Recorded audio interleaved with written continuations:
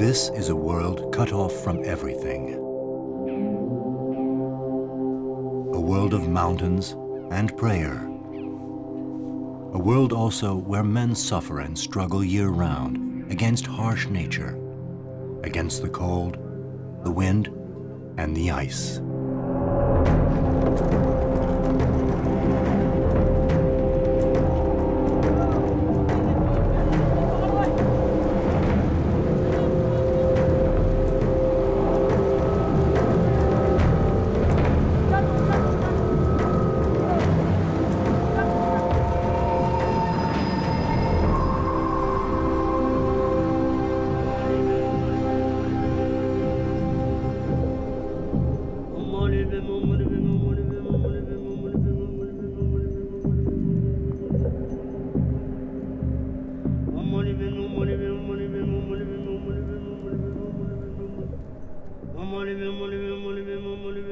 In the Himalayas, at an altitude of 3,600 meters, winter starts early and lasts 9 months.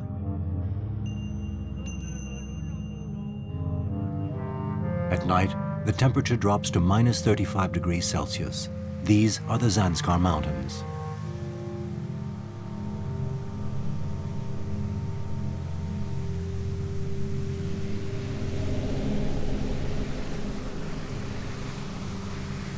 Slowly, day after day, the ice is closing over the swift-running waters of the Zanskar River, transforming it into the Chadar, the frozen river.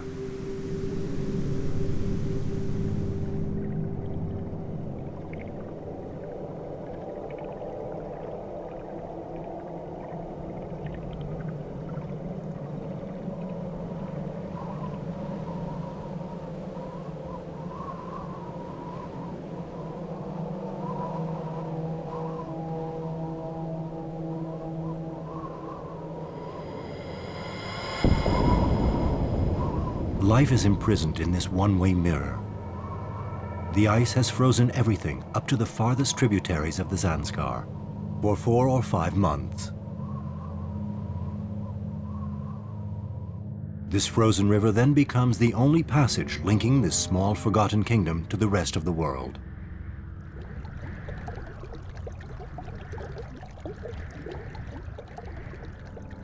Ladakh is a region of India. It's a land of high plateaus and mountains, which rise to an altitude of 7,000 meters. A smaller, lesser-known realm lies to the south of Ladakh, the Zanskar. All the roads to Zanskar are closed in the winter. They are snowbound and impassable. There's only one way out, via a dangerous, ephemeral, fearsome and fragile route. It's a partially frozen river known as the Zanskar in summer. Once it freezes in winter, everyone calls it the Chadar, a 120-kilometer frozen corridor stretching along the base of the narrow gorges. As the only passage between Zanskar and Ladakh, it is vital. Men fear it, but are sometimes forced to take it. I've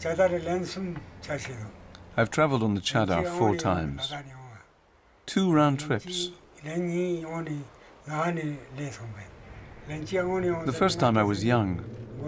It was to go to school in Leh.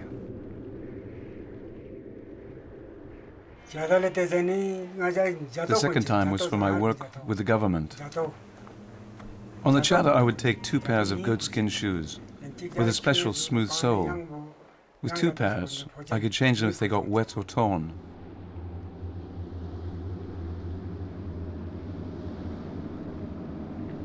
There can be a lot of snow on the Nairak Do, part of the gorge, and the risk of avalanches is high.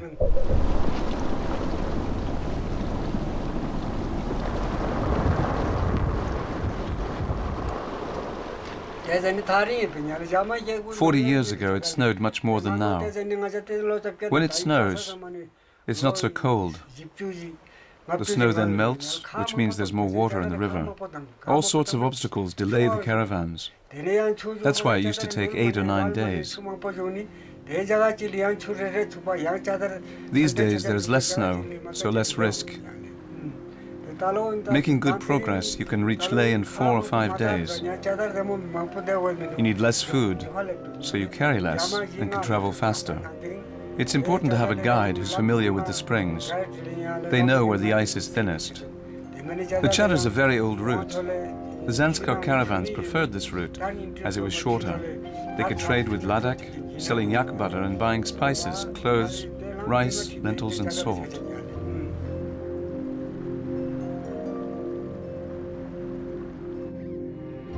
All the passes are now blocked by snow. The summer path is closed. There is no more contact with the outside world. No truck has arrived or left Zanskar in over 2 months.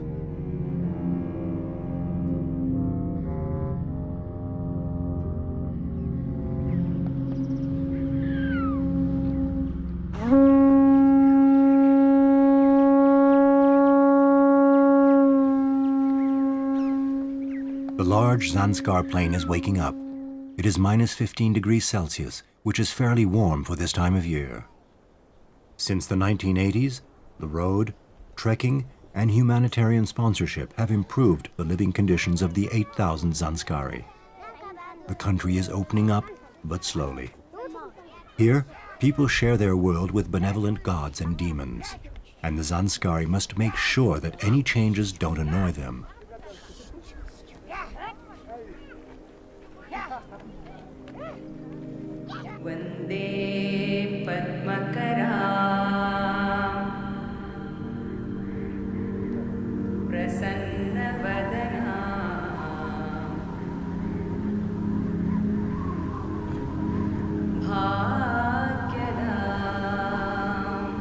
Stands in, 25 years old, works as a guide in the summer, and in the winter sometimes works as a porter on the Chadar. His wife is expecting their 4th child. This is a big family for the Zanskari. When Stanzen was 18, his father decided he should marry, so he left his village to live in this house. It's always the same here. Neither girls nor boys choose their partners. Everyone obeys their family, their father. He knows best what is good for you.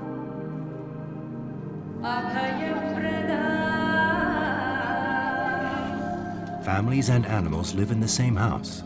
In the winter, they huddle together on the ground floor. By late afternoon, the animals make their own way in. A maze of dark stables leads to the kitchen, the only room where the temperature rises above 0 in the winter. The heat comes from the animals and the dry dung burning in the stove.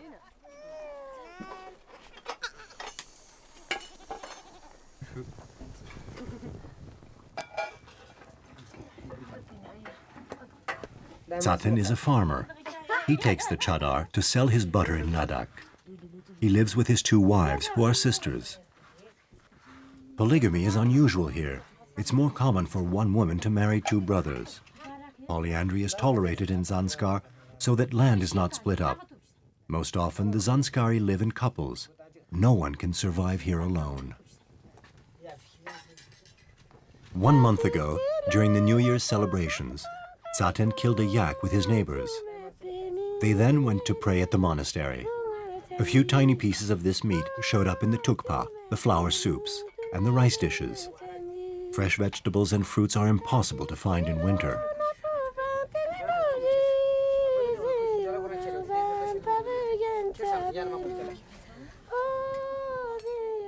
Winters are long. There's plenty of time to spend together, and it's far too cold to be outside. The family and the village community are supported by mutual assistance and solidarity. And yet, life is happy here.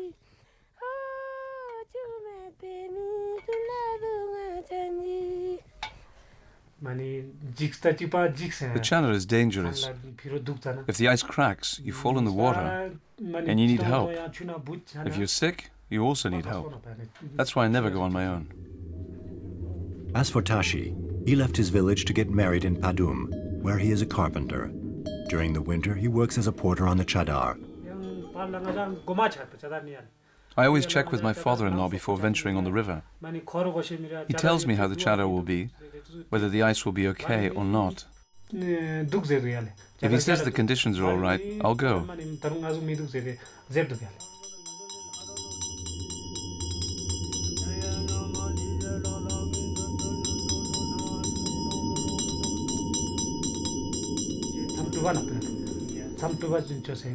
My father-in-law meditates a lot.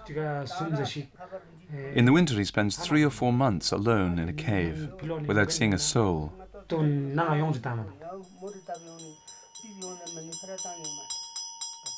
In 1988, Tashi's father-in-law withdrew to the mountains. For 4 years, he meditated in one room without seeing the light of the sun or the moon. This is why people consult him before taking the trip on the Chadar.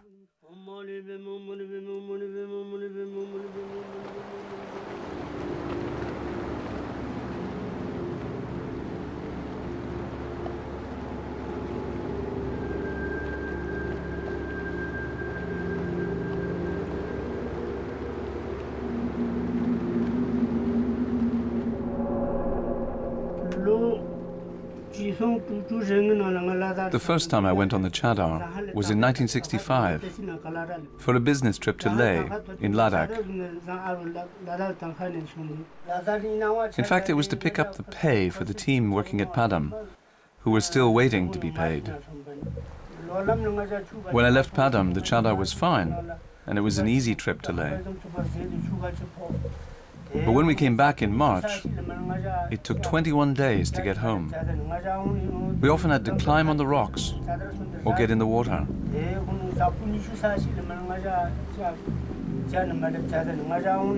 After camping at Yarsagumbu, we had to leave the river altogether and climb up to the passes via the Jumlan.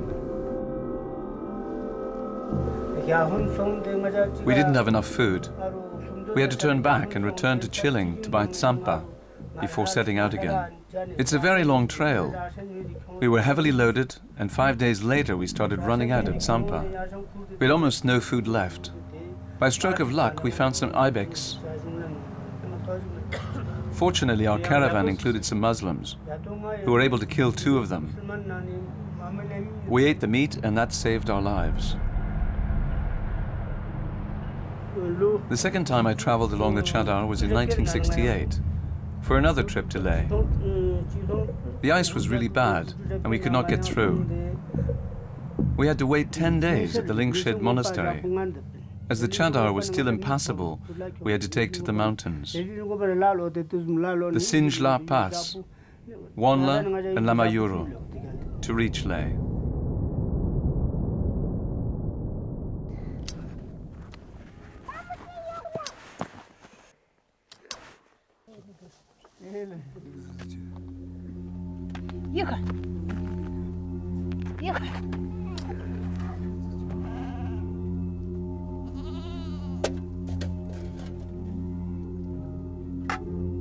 After consulting his father-in-law, Tashi met his friends at Stanzin's house. Everyone is getting ready for a harsh ordeal. They are going to hire themselves out to haul timber over the Chadar. This means leaving their families for at least 2 weeks, time it takes to transport the wood and return, if the demons allow it. All the men fear the Chadar, but it's also a way for them to earn some money in this extremely poor region.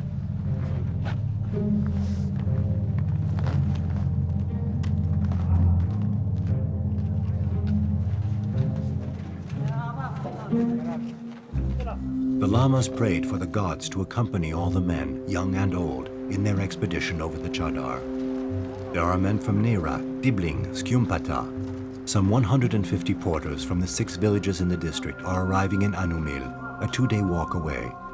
But some come from even farther away, even Lingshed, 50 kilometers away, for this tough job. There aren't enough shelters to house all the porters, even when they huddle in together. It's snowing. The late arrivals spend the night outside. They are also the first awake.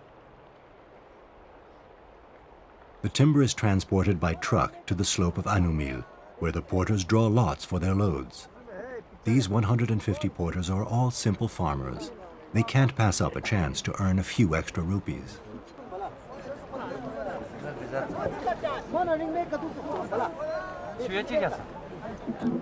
Even Punsok, who's always anxious, is there. He always consults the astrologer before setting foot on the ice. He fears the dangers of the frozen river, but no one can afford to refuse this work. With the €3 he'll earn carrying a piece of wood, he will buy sugar and a sack of rice.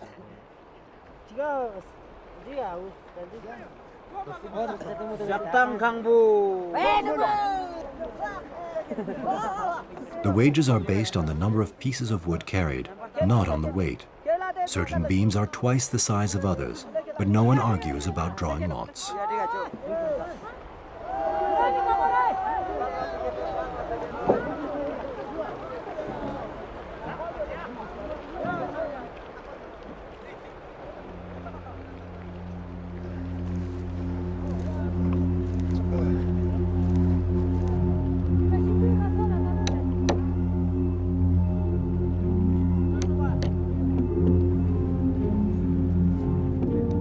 Some of the wood is taken down to the riverbank in the afternoon.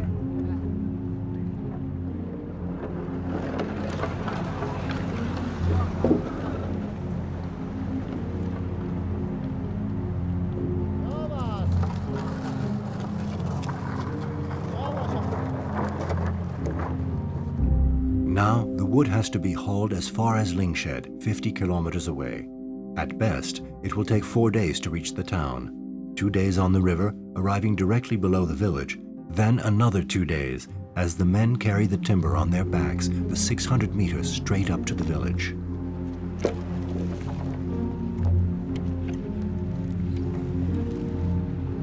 The youngest porter is only 13.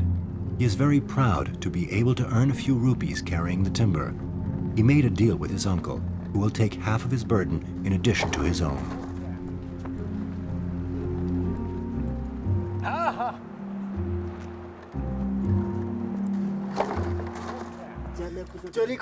The porterage on the Chadar will start tomorrow at dawn.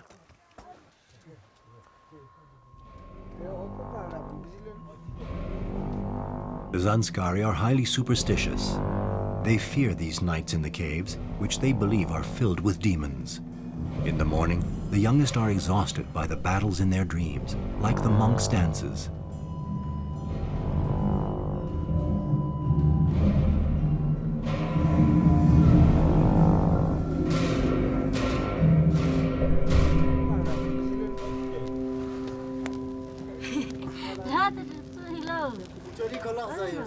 Hey.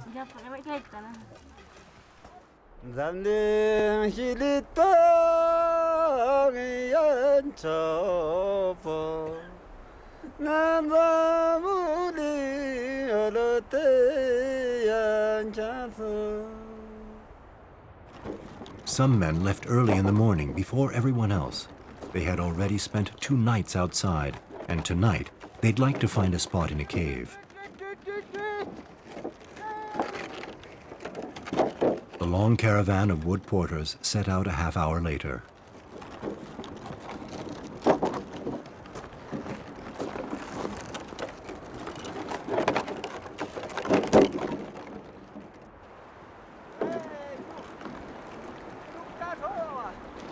But over 2 days, the conditions on the Chadar have changed.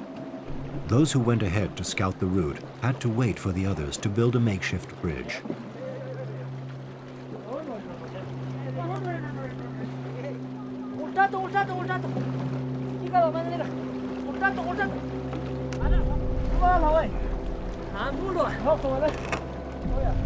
It's always the same when it snows. The temperature rises, as does the water level. The ice expands, cracks, and then the problems start.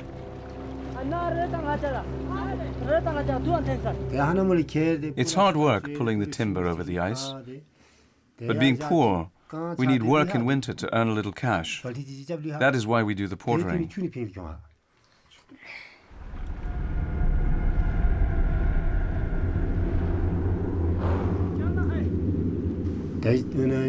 We get 150 rupees for each piece of timber. Usually one porter can carry 4 pieces, so we can earn 600 rupees, or $15 per trip. Each trip lasts 4 days. Obviously the timber costs a lot less than the transport, which is 3 or 4 times higher than the price of the wood.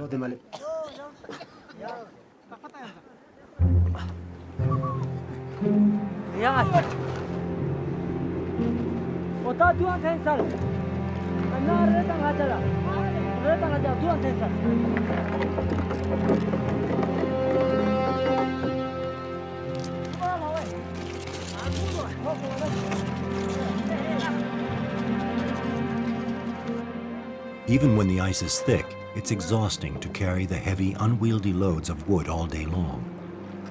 But the men's greatest worry is thin ice, which gives way under their feet or suddenly starts to melt. When the ice loosens up, there's no place to walk, and often no rocks on the banks which porters can climb to continue their route.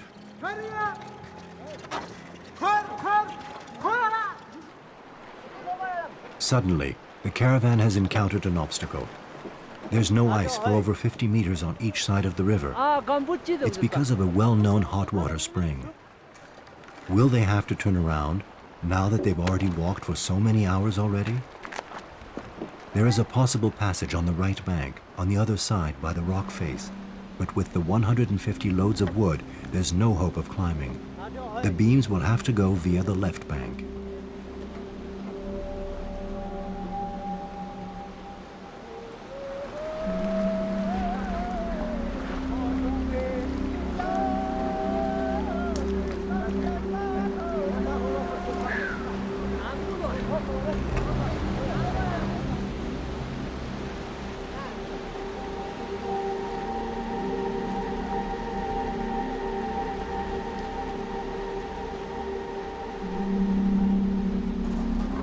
It's an exhausting, painstaking job, but 50 pieces of timber have passed through. Now it's time for the men who cannot take the same route.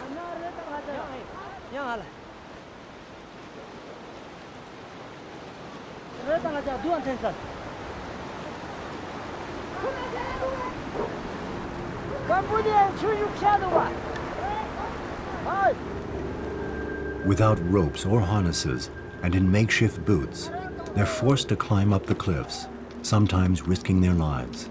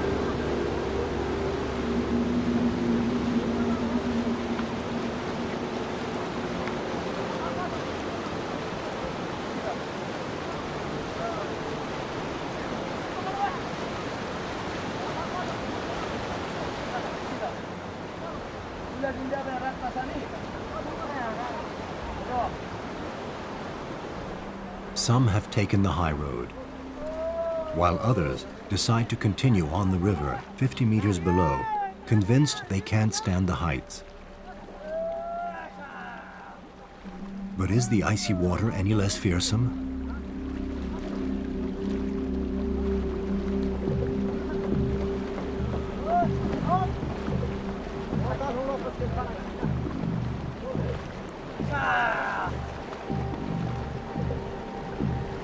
The first porters made it past the obstacle nearly 2 hours ago. The sun has gone behind the rocks, and the temperature dropped 10 degrees.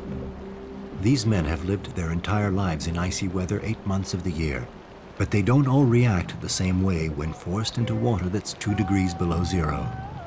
Only the most courageous, those who wade through the freezing water barefoot, will reach the shelter dry.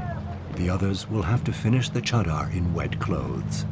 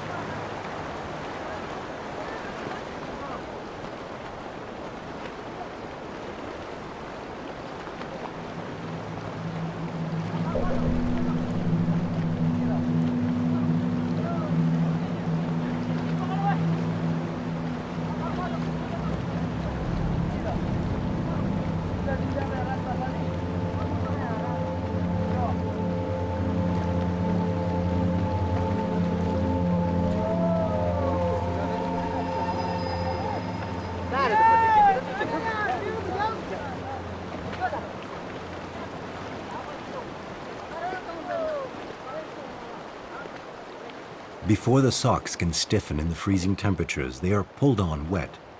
The boots, bought second-hand from the Indian Army at the Leh market, often have holes.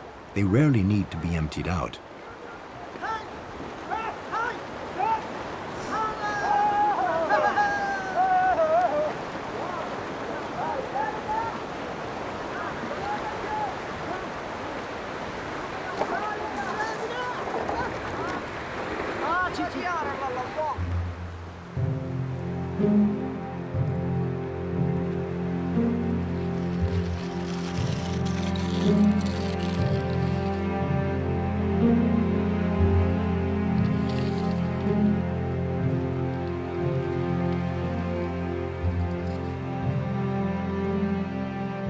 Nightfall is just 1 hour away when the last porters complete the passage.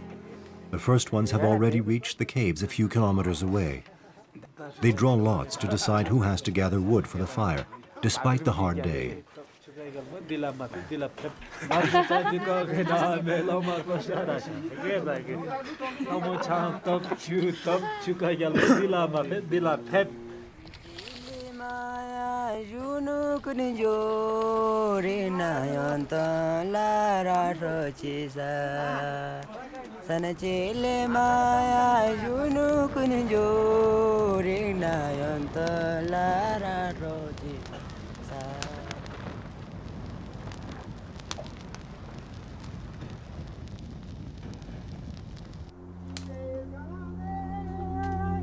It's the second day of porterage on the Chadar.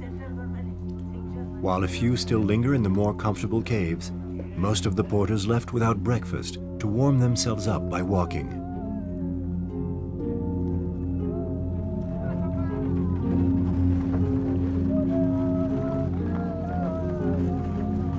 The river has not frozen evenly, but for the moment, there is still a strip of ice that can bear the weight of a man and his burden. If the wood falls in the water, there is little chance of being able to recover it. The current can drag it quickly under the ice.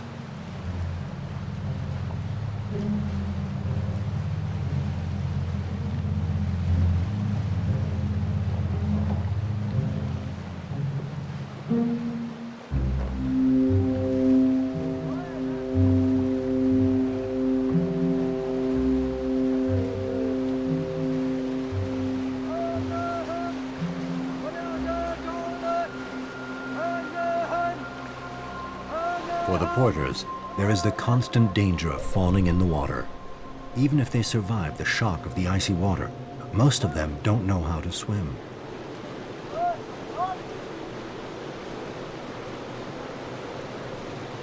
Three weeks ago, after a long cold spell, the level of the Chadar dropped and the ice collapsed. The blocks of ice formed dams. The water overflowed, refroze, and left behind a jumble of ice.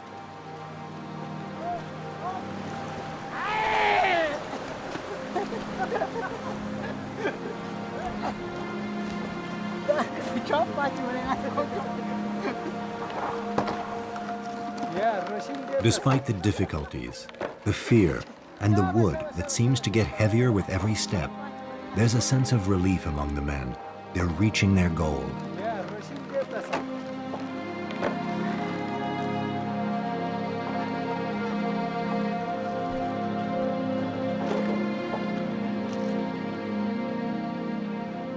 But when they reach the narrow valley leading to Lingshed, they are suddenly overcome with fatigue.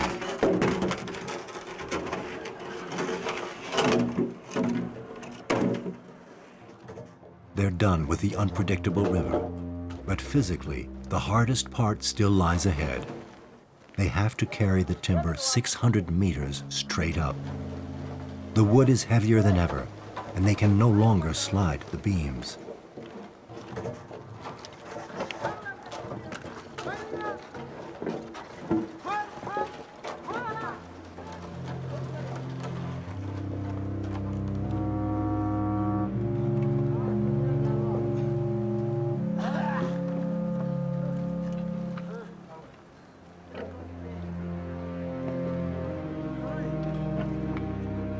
After the ice steps comes a long, slightly sloping valley with glacial cross cliffs.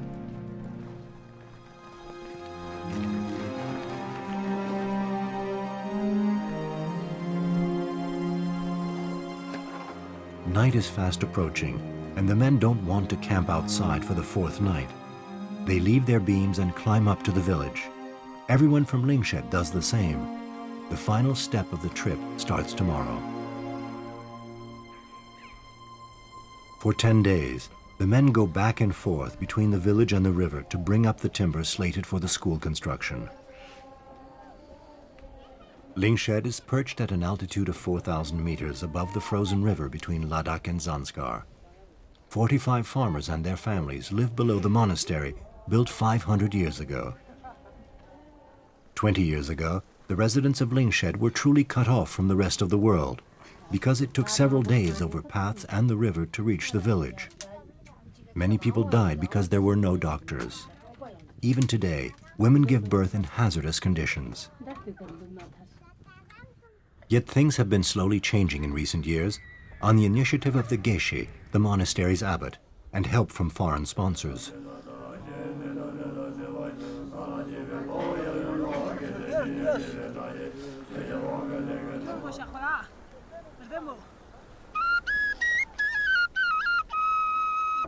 Just a few years ago, parents did not send their children to school because they were needed to work in the fields.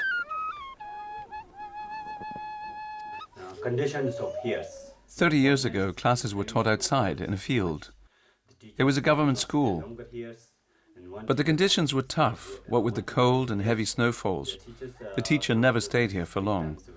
They would arrive in spring, which comes late, around May or June, and stay for 2 or 3 months before returning to Leh or their own village. Then, when the winter started with all the snow, they never wanted to come back.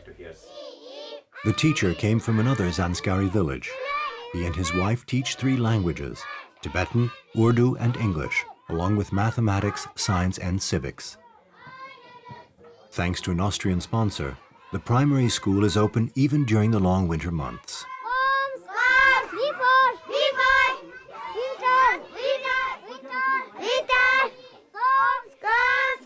The 6 villages in the district are counting on their children's education to provide for their futures.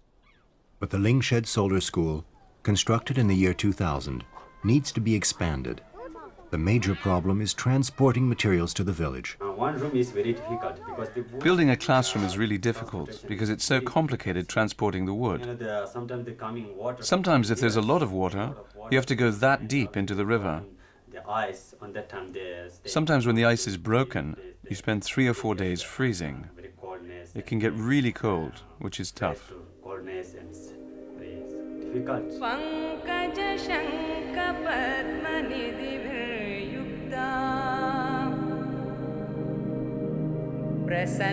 Barely 15 days after the exhausting timber portage, the men of Lingshed return along the frozen Chadar. But this time, they are taking children to the large school in Leh.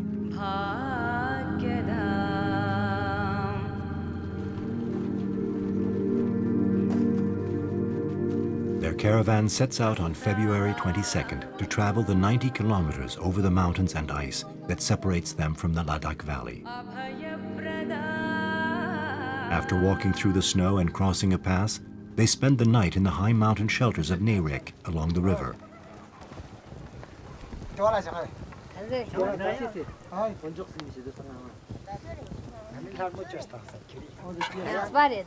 Each child is accompanied by his father or an uncle. Two of them are but 5 years old. The caravan is in a hurry because the ice will soon melt, and those not able to return by the river will be stuck in Leh when the ice breaks up. Yet they waited for the temperature to rise a few degrees before leaving with the children. It's a tough trip for them. Some nights, the temperatures drop to around minus 30 degrees Celsius.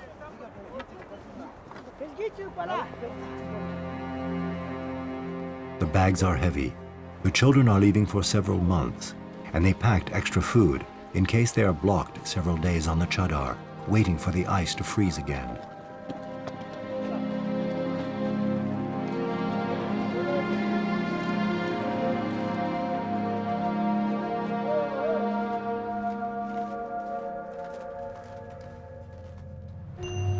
This venture is even more dangerous with children. They get tired more quickly, and they cannot walk through the water as the men sometimes have to do.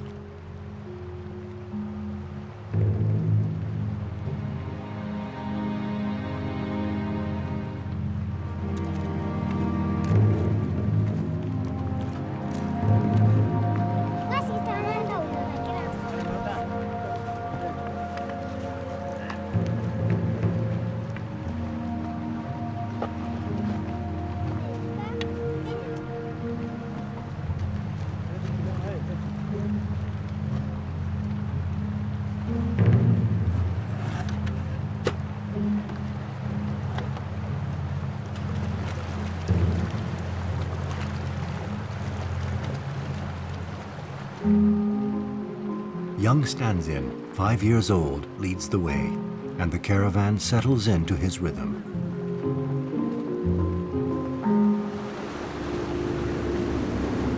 They take a first break after 3 hours, enjoying a bit of sun while they have something to eat and drink. This is the best time of the day.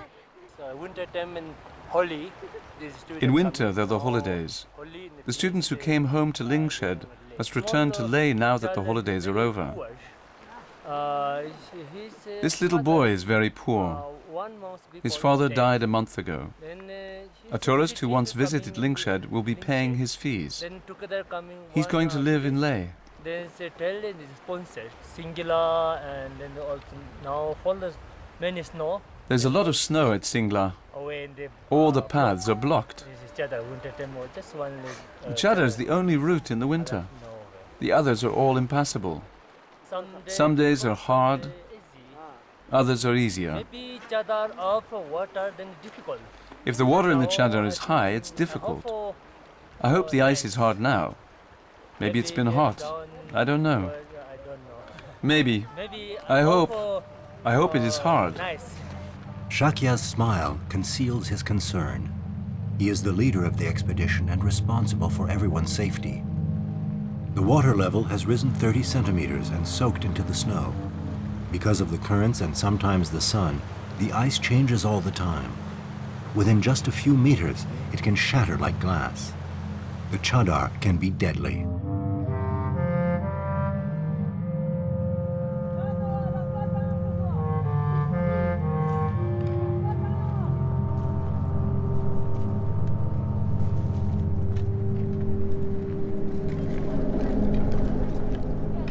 Shakya goes down to test the ice, which has become too thin. They can't take any risks with the children.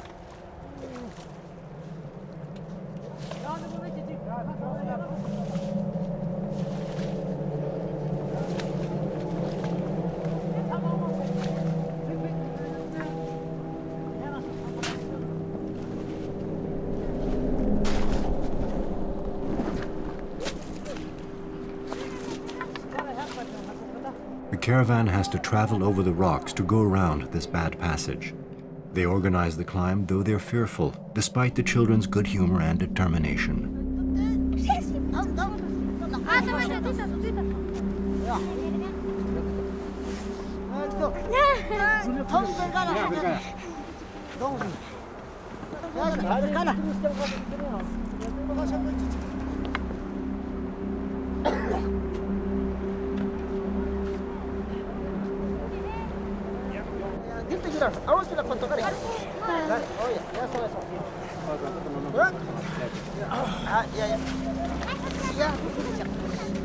Later, they will have to walk in the water, but the children are not equipped. Even the men don't always have good shoes.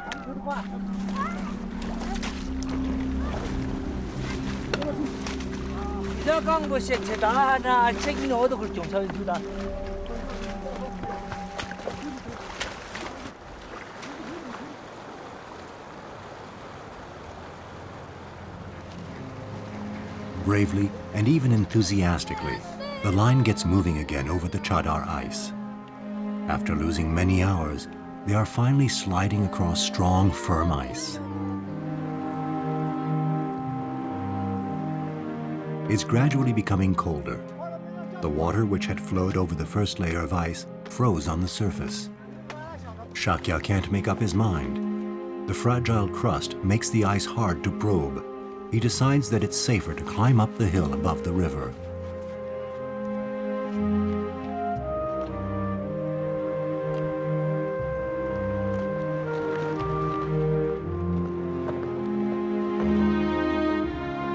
Young Stanzin, who never stops in the village and runs after the goats for hours, is exhausted and subdued.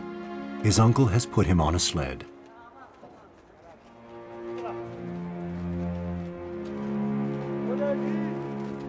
Dusk is settling in, and they push hard to reach a gorge, where there are shelters and enough wood for the entire caravan.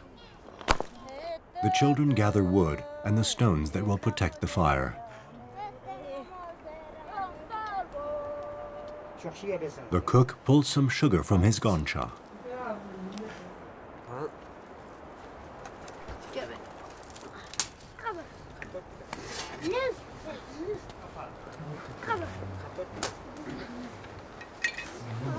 The sweetened tsampa is an exceptional treat. Stanzin relishes it down to the last crumb.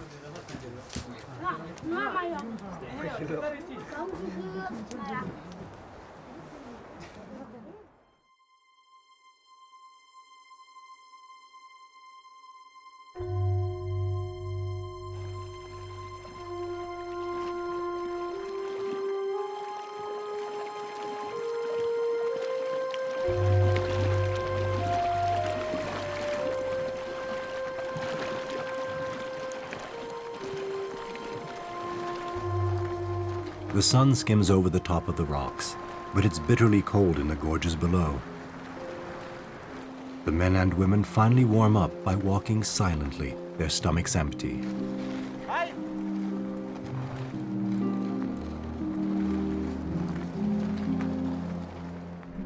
Suddenly, the caravan is stopped dead.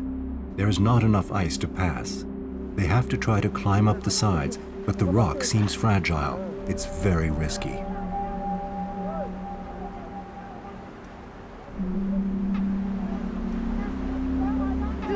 The passage is tricky for several meters, and they have to climb without ropes.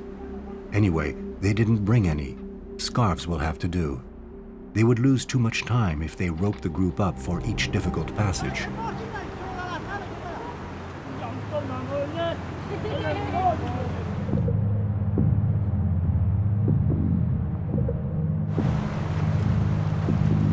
They don't have any water bottles, and everyone is dehydrated by the physical effort and the dry air. But no one drinks the icy river water. They all wait for a break to make tea.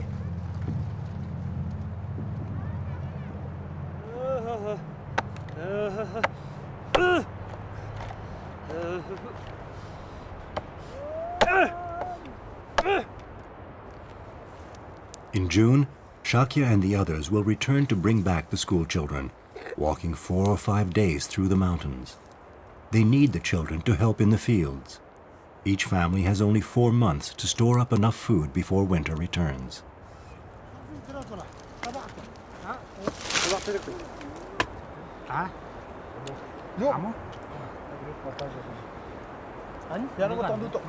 The people of Lingshed are poor, and without the help of sponsors, the children would not be able to study in Leh. The men spend several weeks every year on the road to the school. The world is changing, and they know that those who study will be better equipped to adapt, as their traditions are overturned.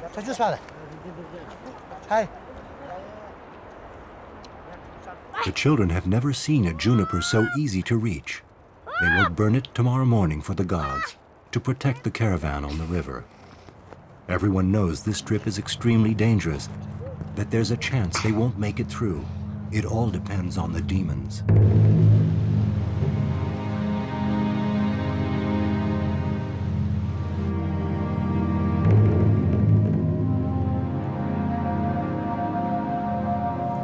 The caravan plans to stop at the caves of Tilit Do. It's still far, and despite their fatigue, they have to remain careful, not get distracted, and listen carefully to the sound of their steps on the ice.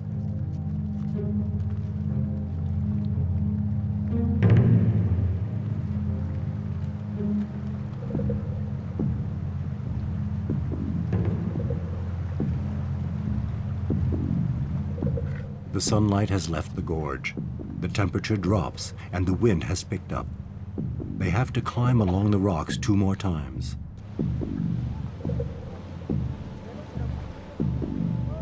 Yet none of the children ever complains about the cold or the length of this interminable trip.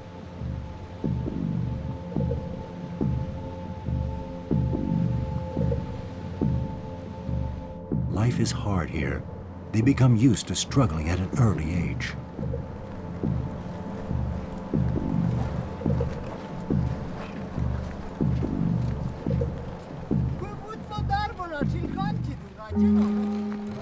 One more narrow pass and then another.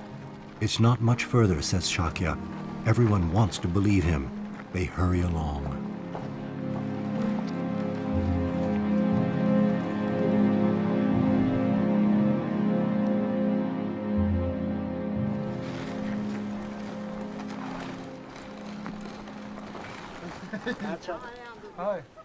They finally reach the caves.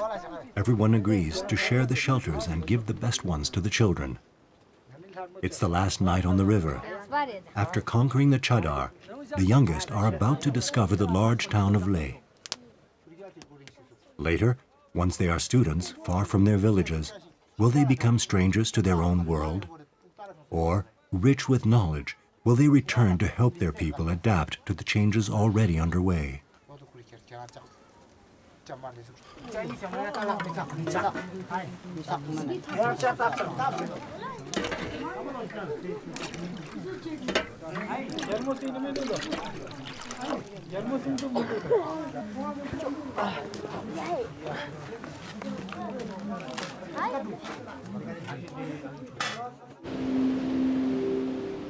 After walking for 4 days, the frozen corridor opens up gradually and lets in some sunlight.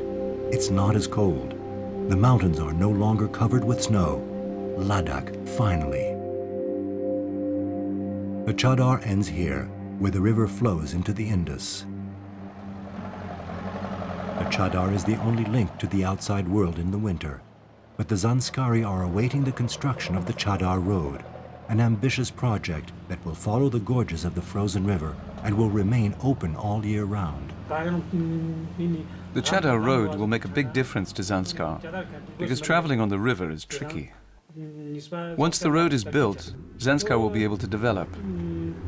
The only drawback is we won't be able to work as porters on the Chadar any longer. When the Zanskari are ill, they have to travel along the Chadar to get treatment in Leh. If they're too ill, they can no longer walk down the Chadar.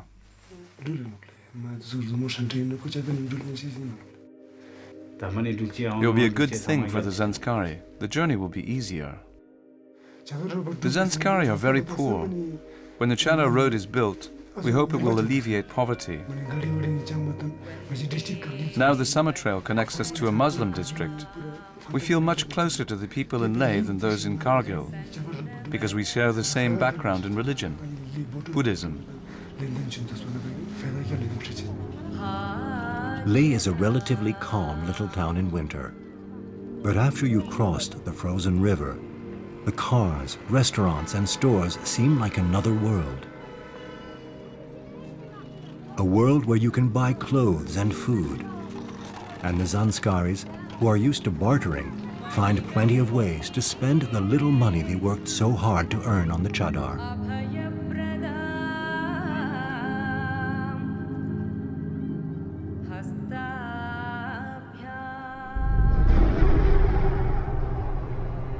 After school started, the return trip to Zanskar was hard for the parents.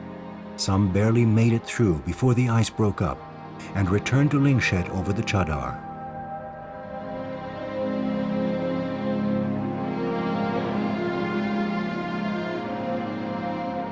Others, who left several days later, had to turn around.